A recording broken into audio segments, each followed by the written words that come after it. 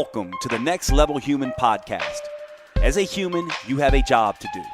In fact, you have 4 jobs: to earn and manage money, to attain and maintain health and fitness, to build and sustain personal relationships, to find meaning and make a difference. None of these jobs are taught in school, and that is what this podcast is designed to do. To educate us all on living our most fulfilled lives through the mastery of these 4 jobs. I'm your host, Dr. Jade Teta, and I believe we are here living this life for 3 reasons and 3 reasons only: to learn, to teach, and to love. In this podcast, I will be learning, teaching, and loving right along with you. I'm grateful to have your company. Here's to our next level.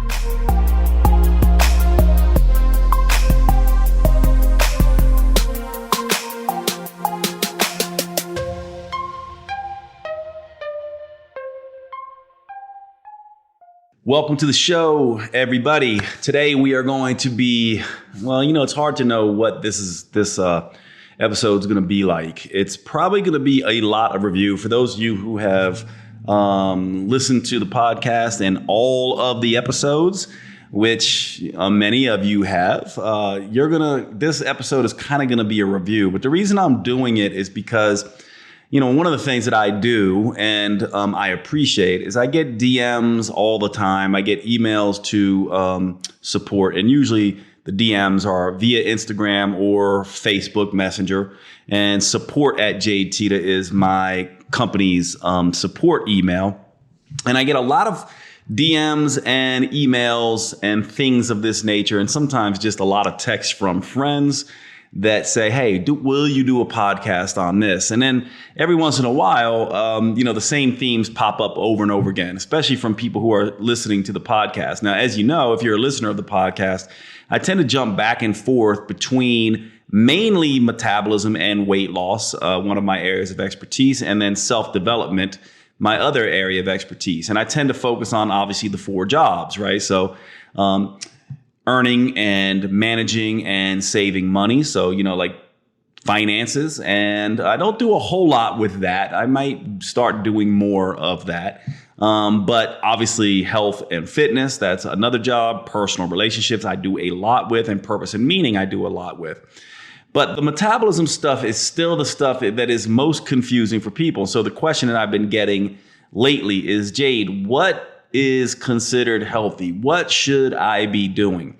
And so we're going to talk about this a little bit. I'm going to frame it in the context of my other company, Metabolic Living, this idea of how to live metabolically, living metabolically, or metabolic living. What exactly does this mean?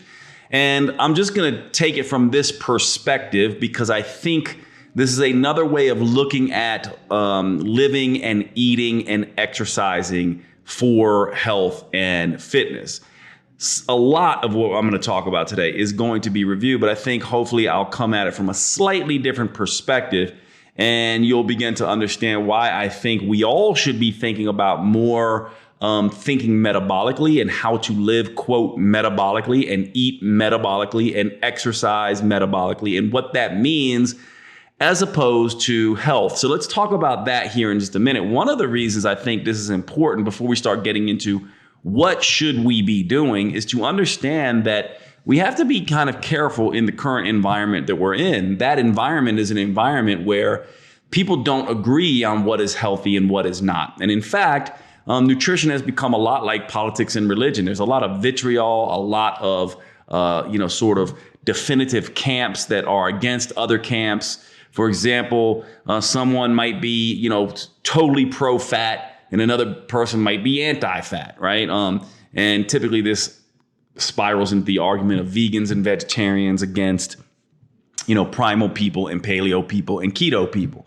And so you have this going on all the time. So at this point, there's no real agreed upon definition for many people about what is healthy. Because if you talk to a vegetarian or a vegan, they're going to think that eggs and bacon are extremely unhealthy and have all kinds of issues with you saying that those are healthy. Now, if you talk to someone who's primal, paleo perhaps, and keto, they're going to have the exact different way of looking at this. Now, then add on to that when we look at clinically, right? And, you start working with thousands and thousands of people, or in my case, tens of thousands of people sort of in person in terms of, sort of in the clinic and working with groups in the gym and clients in the gym and in the clinic. And then also hundreds of thousands and now millions online. I have sold over 1 million programs of my most popular programs: Aftershock, Prime, Metabolic Renewal. And then when you throw in the books, same thing. And you get an awful lot of feedback with that. And one of the things you start to learn when you're working with different individuals is that your way of doing things doesn't work for everyone. And also, clinically, if you try to just do cookie cutter approach and do everything in the clinic keto based or vegetarian based or according to what works for you, you see that you fail most of the people most of the time. And so you immediately start realizing that there is not one way to eat. And this is partly what my whole education has been around. If I had one wish as it pertains to the health and fitness industry, I would say, let's stop treating humans the same. We are not the same. We need to treat individuals as individuals. We need to understand the differences between men and women, and we need to understand the differences between every single individual, right? And so this is an important consideration. If you look out there in the research, you'll see that there are certain things that older adults need versus younger humans versus females versus males versus women who are going through menopause versus women who are pregnant, etc. And when you get more granulated, you just go, well, everyone's a little different. So is it helpful to divide people into groups? Sure, it can be. But is that really what we want to do? And is that really what you're after when you're looking for advice on what to do? And so this is why I think we need to be thinking about metabolism versus just health. And the reason why is because the metabolism is speaking to you all of the time. And so from my perspective, wouldn't it be a better approach to do a thing and then actually know, is it working or not? And so one of the first places I'll start here, and this is something you've heard from me many times, but where I have gotten to and what I believe and what I think the research is showing more and what I think is the only logical conclusion to all of the work I have done, all of the research that's out there and all the discussion that's going on, is to simply say we are all different. Now, this opens up a complete can of worms, because then it essentially goes, well, if we're all different, that means it's all just trial and error, right, Jade? And in a sense, yes, that's correct, but it doesn't have to be that confusion, because we can draw large parallels and big sort of concepts from the research body and from clinical experience, especially when you put that together. So this brings up the idea of evidence-based medicine of health and fitness. Now, what a lot of people get confused here is they hear the word evidence-based, and a lot of lay people who throw the word evidence-based around don't actually know what it means. So let's talk about that here in just a minute, because when I get to sort of my recommendations for what we should be doing, the big general rules, and then how to tweak that as an individual, I really am going to take an evidence-based approach. Now, an evidence-based approach is not just reading research. It can't be. And here's why. Research is not a tool for individuals. It's a tool for averages. In other words, research is a fantastic tool to give us good ideas what will work for most people. However, most people are not individuals. And so we also need to account for that. And so the evidence base is absolutely critical in terms of the research, reading what it is, what we think we might know for most people. But then we also have to say, but what about the individuals? How do we deal with that? Well, there's two other aspects to evidence-based medicine. One is the body of research that's out there.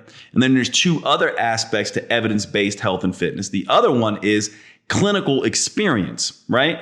Think about it. Who would you rather work with? Somebody who, if you're trying to become an Olympic athlete, right? Would you rather work with a coach who has brought 100 people to the Olympics, and of those 100 people, 20 of them have won gold? Or would you rather work with someone who's read all the research, never actually coached anybody, but has read all of the research on sports performance and all of that kind of stuff. Almost everyone's going to say, no, I want the coach. I want the person who has the practical knowledge on the ground. I don't want to talk to somebody in an ivory tower who's just reading this out of a book and doing experiments. I want someone who's worked with individuals and can work with me as an individual. So yes, we need the research body, but the science and the research, but we also need clinical experience. We need people who have worked with lots of people. That's why coaches are sort of the expert that most people go to, because they just go, well, this person may not be as well book read, let's say, as a PhD, but they certainly have worked with enough people to figure some things out, right? So there's that. That's two parts. Now, the third part is the actual individual who's wanting the results sitting in front of you. So you have to take into account things like their personal preferences and their practical circumstances and the way they psychologically relate to the world, right? So you can have a command of physiology in terms of your understanding of research. You can have a command of sort of the different aspects of working with different people and what seems to work for certain types of people. But you also then need to understand that person sitting in front of you. And this is why I oftentimes say when you're going to devise a program, those of you who want to know, hey, Jade, tell me where to start with this. You want to realize that you are different. You are different in your physiology, your psychology, your personal preferences, and your practical circumstances. Let's just go through that briefly. Physiology meaning your genetics and the way your metabolism expresses itself, right? So obviously you have a particular genetics, a particular shape of the body. For example, some of my genetics, I'm a fast oxidizer of caffeine. I'm a type 2 dominated muscle fiber individual. I tend to be somewhat mesomorphic in terms of more of a muscular person versus a thin or more endomorphic person. And so these things matter. I also know that certain foods that might not spike your blood sugar do for me. I also have thyroid issues, right? I have Hashimoto's thyroiditis. I have a low thyroid function. I have to take thyroid meds. I have a particular way that my physiology expresses itself. Certain things I crave, certain things that I know I need to do to keep me full. Maybe, plain white rice and things like that make you full and keep you full for long and don't spike your blood sugar. If I do that, I'm ravenous. It spikes my blood sugar. So we need to understand physiologically what is going on here. Now, psychologically is also, I'm not someone who is very worried. I don't get anxiety. I tend not to get depression. Stress doesn't make me necessarily stress eat. Stress normally makes me work out less though. Stress or impacts my sleep. And so this is me. I need to understand that maybe for you, stress makes you not eat, or maybe for others, it makes you eat or doesn't impact your sleep, or maybe you want to sleep more. This is all important. And then, of course, your personal preferences. I like wine. I like pasta. I like chocolate. There's certain things that I don't necessarily want to cut out. I enjoy going out and having deep conversations over a drink and, things like that. Maybe you don't. You have other personal preferences. It is sort of crazy in my mind to help someone with their lifestyle and take away everything that they love and expect them to make that lifestyle a lifestyle that lasts. And then finally, there's practical circumstances, right? Like I live in downtown Asheville. Everything's walkable to me. When I was in Santa Monica, same thing. I could walk to a Whole Foods. I have income that makes it possible for me to buy Whole Foods. All of these kinds of things. Some people live in food deserts, right? And they're shopping, at Costco or Walmart or even an Exxon Mobil station, right? So we all have these things and these things matter. So when we talk about the evidence base, yes, it's research oriented. And by the way, just in that aspect, if you're someone who's reading nothing but keto research and fasting research or any of that kind of stuff, guess what? You're missing out on all the rest of the research. And if you're someone who's only working with keto people or only working with vegetarians, you're missing out on people who benefit from other things, right? And so all of this is important.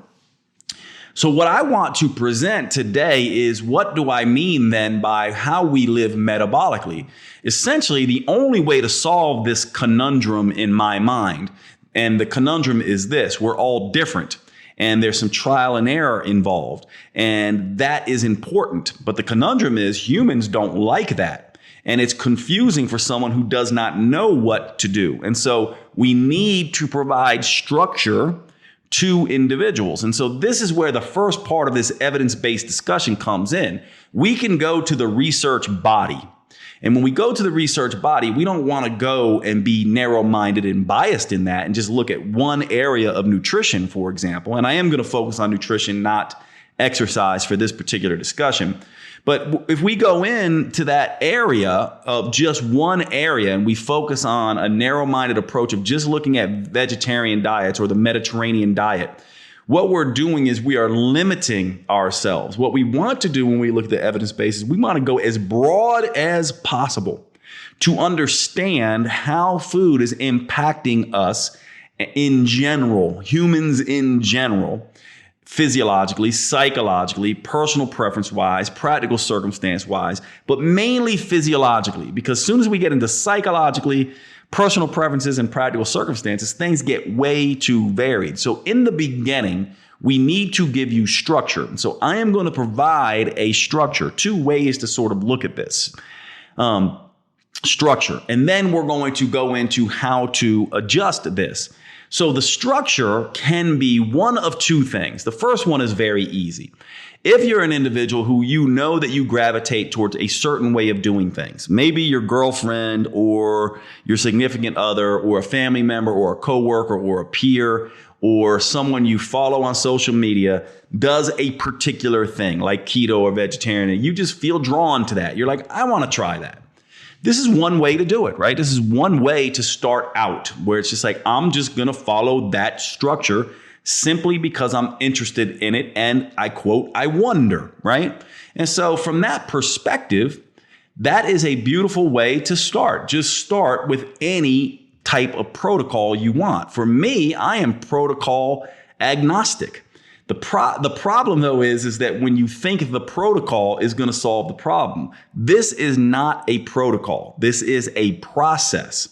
So once you choose what you are going to do or try, that is the beginning of the process. And the process involves reading the metabolism, which is what I mean by living metabolic or metabolic living. Metabolic living means I will let my metabolism guide me, not my bias and my dogma and some guru or Jade or a book or some other thing that I read out there. I'm going to let my metabolism tell me. To me, this is what metabolic living is. Metabolic living is saying I'm going to take a metabolism first approach to this problem, which means I can start wherever I want. But then I'm going to turn around and ask my metabolism, hey, metabolism, how are you doing? Is this working for you? Now, to do that, you need to learn to speak the language of metabolism, because metabolism doesn't speak English or Spanish or Finnish. It speaks metabolism. So you need to learn to speak the language of metabolism. So this is the first skill set that you need as an individual, to learn to speak metabolism. Now, speaking metabolism is actually far easier than you think. You do not have to understand the name of all these hormones that I have written about and other people have written about and everyone wants to talk about. All you need to know is how these hormones are impacting you. And by the way, when I say hormones, what are they impacted by? Well, they're impacted by the quality and the quantity of what you eat. So both are equally important. Calories and hormones, quality and quantity. You cannot separate the two. So once you choose the thing that you are gravitating towards, whether it be paleo, primal, vegan, vegetarian, fasting, keto, then you need to learn to understand what the metabolism is saying. Now, there are three aspects to this. If this is working for your metabolism and your metabolism is healthy, three things will happen. First thing that will happen is you will feel a difference in the way you function. Your metabolism will become metabolically, hormonally balanced. A supercharged term, I understand, and a non-scientific term, but let's define it really quickly. What do I mean by metabolically hormonally balanced? All this essentially means is that your metabolism is always searching for homeostasis. It's searching for balance. What that means to the metabolism is that it is not overly reacting in any way. It's not excessively hungry. Its energy is stable and predictable as opposed to unpredictable and unstable. Your sleep is appropriate and prolonged. It's long enough. It's deep enough. It goes through all the phases. Your mood is stable and you're not having cravings. You're also any signs and symptoms that you may have had, headaches, joint pains, things like that, gas and bloating are getting better. Your ability to perform in terms of at work, in the gym, in the bedroom, in your creative pursuits are all getting better. Now, I refer to this whole idea of the vitality and the biofeedback that your body is sending you as schmeck in check, which everyone laughs at, but it's memorable. And I've almost become famous for this, which is kind of funny to me, but it's a very simple idea. Schmeck is a way of quantifying the hormonal balance. So rather than talking about leptin, ghrelin, CCK, GIP, GLP, PYY, insulin, cortisol, you name it, kisspeptin, oxytocin, all these hormones, rather than thinking about that, because that can get overwhelming and confusing and we only know a fraction of the signaling molecules probably that we're going to know, rather than worrying about all that, why don't we simply focus on the things that all of these hormones impact either directly or indirectly? So they are impacting things like sleep, hunger, mood, energy, cravings. Mostly, that is an acronym, SHMEC or SHMEC. Now, SHMEC is also a catch-all phrase for all the other biofeedback sensations. So when I say SHMEC, sleep, hunger, mood, energy, and cravings, I don't just mean sleep, hunger, mood, energy, and cravings. I mean the other things that hormones impact, like digestive capacity, gas and bloating, signs and symptoms, headaches and bad breath and joint pain and all itchy skin and acne and all of these things, plus performance in the gym, in the bedroom, at your job, with your creative pursuits, etc. So schmeck in check is the first thing, sleep, hunger, mood, energy, and cravings. If this protocol that you have chosen to follow is working, it's going to keep your schmeck in check. That's the first thing it's going to do. The second thing it is going to do is it's going to help you attain or maintain, and perhaps more importantly, maintain optimal body composition. In other words, if you're already at a proper, body composition, muscle mass to fat ratio, it's going to help you stay there. If you're not there, it's going to further help to optimize that. Now, notice this is a little different than weight loss. What we're talking about here really is fat loss and muscle maintenance, because we don't want to just lose weight. We want to look the part of a fit individual. The body wants to maintain its muscle mass and reduce its body fat to a healthy level. You don't want too low body fat. You don't want too much body fat. And you also want enough muscle. So as you age, this is shown to help you look good, feel good, function better, and live longer. And so you want optimal body composition. If you don't have a body fat scale, then doing something like measuring your weight and your waist is important here. So now we have two components of the three that we need. One, whatever the protocol you're doing should keep schmeck in check, make you feel more vital. The metabolism should be talking to you and saying, hey, I'm happy.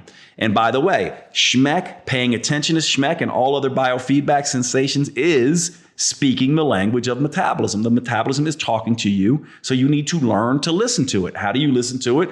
By understanding schmeck and using this idea of biofeedback to your advantage. Second, optimizing body composition, losing fat, maintaining or gaining muscle. Hugely important. That's the second part. The third part is essentially this idea that your vitals, your blood pressure, your blood sugar, your heart rate variability, your triglycerides or blood fats, your liver enzymes on a blood test, your fasting glucose, your hemoglobin A1C, all these markers that you get through directly measuring your vital statistics and or directly measuring labs should be optimizing. They should not be in unhealthy ranges. They should be in healthy ranges and moving towards those healthy ranges. Now, if you've achieved those, metabolic hormonal balance as indicated by SHMEC, optimal body composition as indicated by losing fat and maintaining or gaining muscle, and optimal blood labs and vitals,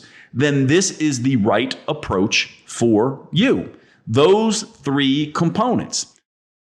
I want to jump in real quick and tell you about one of my favorite new products. And to start out, I want to ask you a question. If you had to follow your friends around who are not the healthiest in the world and see what they are doing, what would be the number one thing you would probably tell them to do to start?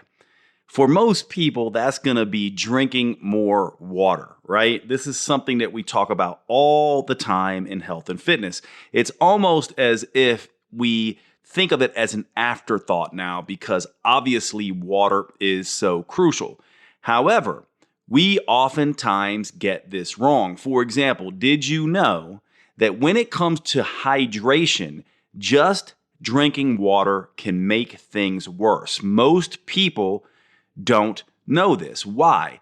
Partly because most people are over drinking water and under consuming the electrolytes that help water do its job. What we don't realize is that hydration is not just about water. It's about electrolytes, the minerals in there, as well as getting that water into the cells. And so you do not want to be over consuming water if you're not getting your electrolytes right. And this opens up a whole new discussion because most people are not getting their electrolytes right. For example, did you know that low sodium, too low sodium, is an issue? Just as much, if not more so, than high sodium. In other words, what we want if we're going to get the right electrolytes is to get the right amount of sodium and potassium and magnesium in the Goldilocks zone. We don't want too much. We don't want too little. We want it just right. This opens up a whole other thing here too, because people who are exercising, doing sauna therapies, doing low carb diets are disrupting and losing lots and lots of their electrolytes. For example, when insulin is not around in low carb diets, you will excrete lots of sodium. In other words, under that state, exercising, low carb diets, all these things, you actually need more sodium. And so if you're somebody who has been just drinking water, not paying attention to electrolytes, and also feeling fatigued, feeling like you're underperforming, not sleeping right, getting cramps, twitches, headaches, any of these things, then you are probably dealing with an electrolyte issue. This is where the product Element comes in. This product has been a game changer for me and many of my patients and clients. This is a rehydration electrolyte beverage, basically. It is a powder of electrolytes formulated with 1,000 milligrams of sodium, 200 milligrams of potassium, and 60 milligrams magnesium without the added sugar and other nonsense that comes in beverages like Gatorade. This stuff is basically a rehydration beverage on steroids. It is the thing that is going to replenish your electrolytes in the right ratios, decrease fatigue, really correct chronic dehydration. And by the way, many people are dehydrating themselves, becoming hyponatremic, low sodium, when they're consuming too much water. You need your electrolytes on board, especially if you are someone who is losing lots of sodium and other electrolytes through low carb diets and lots of exercise. This is where Element comes in. Element is a new sponsor to the Next Level Human podcast. I cannot recommend this product enough. I have been using this stuff for months now, and I have immediately seen changes in my energy levels. I feel like I'm operating on a whole other level, and I have seen this as being the primary thing that people who have been using Element have been telling me, that their fatigue is getting better, especially fatigue that comes after very intense workouts that involve lots of sweating and lots of intense output from the nervous system. Please check out Element. Use the code NEXTLEVEL. DrinkElement.com. That's DrinkElement.com. DrinkElement.com, and let's get back to the show. Sorry to break in. I want to cover one of my sponsors, Organifi. Now, look, I'm a little embarrassed to admit this, and many of you who know me well know this, but shockingly, I cannot stand vegetables. I really do not like vegetables. I have not liked them since a child. I think it has something to do with my mom, who cooked everything just boiled everything, no salt, no fat, no taste, period. And so I developed an extreme dislike for almost all vegetables. And still to this day, I have a difficult time getting in my fruits and vegetables. Well, Organifi, started by my good friend Drew Canoli, who I've developed a relationship over the years, and I am really sort of tickled that we finally get to do this together with Organifi sponsoring the Next Level Human podcast. Drew is a Next Level Human. Organifi is a Next Level Human company. I can't say enough about them. I'm excited for them to be on board as a sponsor for the Next Level Human podcast. My favorite products, let me tell you about them. They have a ton, but I use 3 pretty much every day. I use Organifi Gold before I go to sleep. This is their turmeric tea based on sort of the old Ayurvedic golden milk. It is absolutely fantastic. It contains lots of different relaxing herbs, turmeric, tastes wonderful. And one of the things this has done for me is I had a very bad wine habit at night. It started out as just 1 glass of wine. Lately, it's turned into 2, 3, and sometimes a bottle. What I've done, starting in 2021, is use Organifi. This is what I have in lieu of wine, and I sit there just like I used to sit with my wine, and I have the Organifi Gold. I also use the green and red juice powders. I have never liked greens and reds juices, period. These powders to me always tasted like swamp water. I use 1 scoop of the greens, 1 scoop of the reds first thing in the morning before my coffee. It has become a ritual over the last several years. It is fantastic. Those are the ones I use the most. Of course, they have a great line of protein products, and they have a new Organifi Gold chocolate, which I have not tried yet, but I cannot wait to try that because you all know I love cocoa powder and use it for lots of different things, for cravings and everything else. Check out Organifi, Organifi.com. Use the code NEXTLEVEL. Please take care of Organifi the same way they're taking care of the earth, doing amazing things as a company, and now taking care of the Next Level Human podcast so we can all be together and have these discussions. Organifi.com. Use the code NEXTLEVEL. Let's get back to the show. Here we go.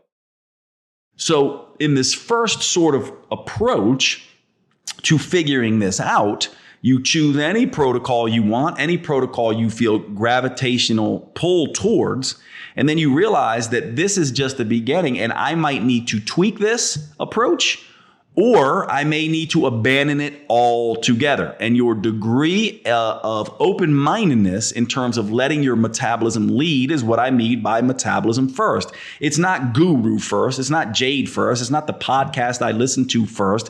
It's not the documentary I listened to first. It's not the book that I read first. It's my metabolism first. You know your metabolism, or at least you should, better than anyone. You need to listen to it and follow its guidance, not mine, not anybody else's, right? This is about understanding you as an individual. So this is the first approach. Now from there, this is where it starts to get a little bit complicated, because then you go, well, Schmeck is not in check. Hunger and cravings are all over the place. My energy is unpredictable and unstable. And this is where you begin to get into what I would call the master's level of understanding lifestyle. At this point, you need to begin to understand which of the parameters that influence my metabolic function do I need to focus on? And this is where I come to this idea of the 4 M's of metabolism. Most people think there's only 2 aspects to this. They just think it's diet and exercise, which I would call meals and metabolics.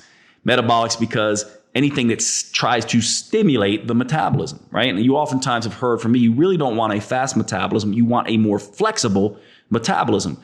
Exercise, when done appropriately, enough but not too much, long enough but not too long, is not about necessarily speeding up the metabolism. It's about making the metabolism more flexible, more resilient, more functional, more optimized. And so what we want to be thinking about here is diet and exercise are just a particular component. So meals and metabolics are 2 of the 4 M's, but the other 2 M's are movement and mindfulness. Mindfulness meaning all about stress management. Mindfulness also includes things like meaning and purpose. And then movement has to do with activities of daily living, just moving, getting up and moving. Your body needs to move. Your body is made of water. So one way to think about this is if you have a pool of water that just sits still, right? Like a pool of water on the side of the road, what happens? It gets nasty, right? It gets all this gross stuff growing inside of it because it doesn't move. But flowing water stays what? It stays clear. So one very easy way to think about this is you must move. And I've talked about this a lot. Many of people have picked this up. This is, the idea of non-exercise associated thermogenesis, a very silly name in my mind. We probably should just say, get out there and move. Activities of daily living, walk. That's what we're talking about here. And that is different than what's going on with metabolics or exercise. And so once you see what is going wrong and you see, well, my metabolism isn't liking what I'm doing, then you can go to these 4 M's and say, where's the problem? Is it in my stress management? Mindfulness, the way I'm sleeping, the way I'm reacting to people, the way I'm recovering, all of that kind of stuff, the way I am interacting with life in terms of reducing my stress burden? Or is it because I sit around all the time? Or is it because I'm eating the wrong foods? Or is it because I'm exercising too much or too little? Or too hard or too long? Or too short? Or not intense enough? Right? And so you start looking in these 4 areas, and this begins to become the tweaking process. And then within that, you begin to adjust. Now, I'm going to focus on the diet aspect of these 4 M's, but all of them are equally sort of important. So this is the first way to do this. Choose a protocol. Understand the 3 components that the metabolism will speak to you. The metabolism will speak to you via SHMEC and biofeedback. It will speak to you via its body composition changes, and it will speak to you in terms of its changes in vitals and blood labs. And then you tweak based on the 4 M's. What am I doing mindfulness-wise to reduce stress, feel connected, all of that kind of stuff? What am I doing movement-wise? Am I moving? Am I not moving? What am I doing meal-wise? And what am I doing exercise-wise? Now, if I had to put these as a hierarchy, I would say mindfulness first. It's most important, most critical. Movement second, and then meals, and then metabolics, exercise last.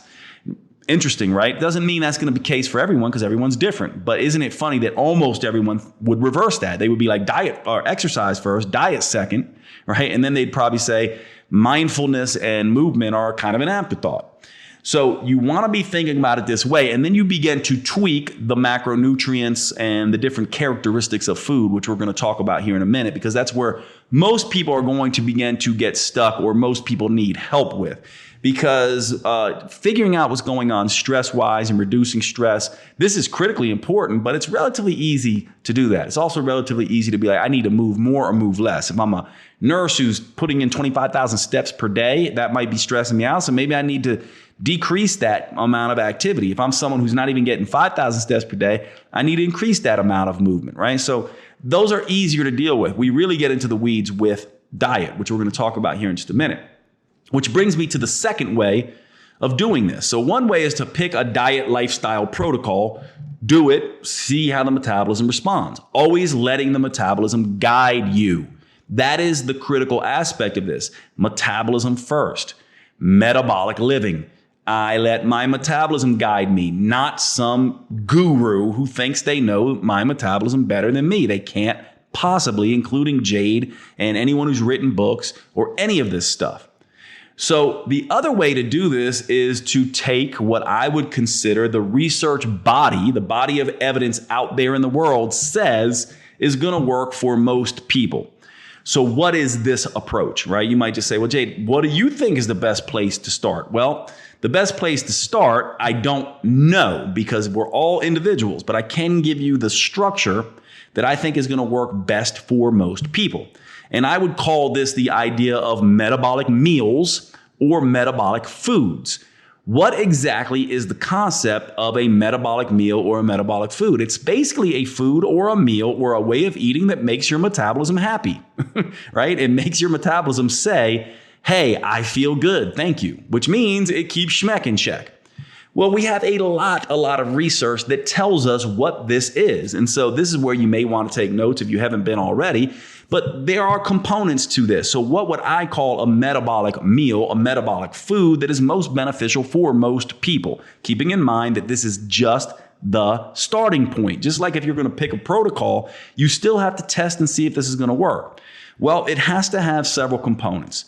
First of all, these foods or meals have to keep hunger and cravings and energy. Heck, the heck part, HEC part of schmeck has to keep those things in check. If you are hungry all the time and craving all the time, you will never be able to achieve a calorie deficit. So to me, that comes first. These foods must do that. We know what does that best, and we'll talk about that here in just a minute. But they can't just do that. They also have to have low calories. For example, nuts, things like walnuts, almonds, things like that are really good at satiating people and making them not feel hungry and taking away cravings. However, they also deliver a huge amount of calories. And one of the things you need to understand that a lot of people are going to deny, and if you do this, then this is one of the reasons why you're not getting results. But I'm going to tell you this, and I'm going to tell it to you definitively, and knowing full well that a lot of you are just going to dismiss this. You can overeat healthy foods. Eating healthy has nothing to do with fat loss and weight loss. It has nothing to do with it, especially when we consider the first discussion we had, that many people's version of healthy is, some people's version of healthy is eggs and bacon. Other people's version of healthy is blueberries and oatmeal. And so eating healthy has nothing to do with weight loss and fat loss. Weight loss and fat loss has to do with two things primarily: achieving calorie deficits, keeping hormones and metabolism balanced or schmeck in check. Those are the two things you need. So what are the foods that we know of from research for most people, not everyone, of course, but for most people, are going to simultaneously keep hunger and cravings and energy in check while decreasing calories? And a third component, have lots and lots of nutrient density. What would those foods be? Again, what would these metabolic foods be? These foods would be foods that keep hunger, energy, and cravings in check, that have low calories, but come along with a whopping dose of good quality, healthy nutrients. These are going to be foods, and this has been studied up and down. This is a very evidence-based approach. These are going to be foods that I call the 5 S's or the S's: soups, salads, scrambles, shakes, stir fries, skillets, right? Soup, salads, scrambles, shakes, and stir fries / skillets. More specifically, low fat, low starch, soup, salads, scrambles, shakes, and stir fries. Now, why am I saying low fat and low starch? This is where you have to watch your bias and your dogma. There is absolutely nothing wrong with starch or fat. Both are healthy. Depending on the individual, they may absolutely be more required than not. The fact of the matter is, though, they usually have less nutrients and, most importantly, less hunger suppressing potential than things like lean meats, fruits, and vegetables. So when it comes to fats and starch, there's nothing wrong with them, but they don't control heck as well as vegetables, fruits, and lean protein. They don't tend to have the same nutrient density as lean proteins and fruits and vegetables, and they don't tend to have, perhaps most importantly, they are much higher in calories. They are also way tastier. So not only are they higher in calories in a sense, but you can overeat them. So you can make the argument, and you should make the argument if you're savvy, that there's 4 calories per gram and, for carbs, and there's 4 calories per gram of protein. So you're wrong when you say carbs have more calories, Jade. The fact of the matter is, though, protein is extremely satiating versus carbohydrates, which are not as satiating for most people. Now, if you are someone that already knows that carbs are very satiating for you, then you have to honor that. And by listening to your metabolism, you will figure that out. But as a introduction into where to start, just the beginning of where to start, eat metabolic foods. These are low fat, low starch, soup, salad, scrambles, shakes, and stir fries primarily. In other words, lean protein, fruits, and vegetables. Why lean protein, fruits, and vegetables? Because the research is very clear on this. And anyone who disagrees with this just needs to go into the research and read in a non-biased way. Fat is not the most satiating macronutrient for the vast majority of people. Protein is. Matter of fact, fat may indeed be last, but there is some argument in the research between carbs and fat. And part of that argument has to do with how much fiber is in the carbohydrate. Fat is the least satiating macronutrient for most people and the least thermogenic. This is very, very, very, very, very, I can't say very enough, clear in the research. It's very clear in the research. It is completely unclear, and exactly the opposite is being taught by gurus, books out there, popular documentaries, etc. Now, whether or not you can get over your bias with that or not doesn't matter, because if you're listening to your metabolism and putting the metabolism first and taking a metabolism first approach, all of this is going to fix itself, because you may be someone who fat is the most important thing to keep hunger and energy and cravings in check. You'll find out very quickly. But what I'm saying is eat metabolically in general. This is low fat, low starch, soup, salad, scrambled shakes, and stir fries. Essentially, chicken and broccoli, white fish and broccoli, lean steak and greens, lean vegan sources of protein, egg whites and greens and things like that. Now, again, egg yolk is probably one of the healthiest things on the planet. So I'm not telling you to eliminate egg yolks because they're bad for you or anything like that. I'm simply just saying, if you really want to get serious about this, start with the most hunger suppressing foods with the lowest amount of calories and the highest nutrient density. Egg whites are going to be more hunger suppressing and lower calorie than egg yolks. Not as nutrient dense though. The point here, though, is protein, fiber, water. Protein, fiber, water. Protein, fiber, water, which is another way of saying chicken and broccoli, which is another way of saying soup, salad, scrambled shakes, and stir fries.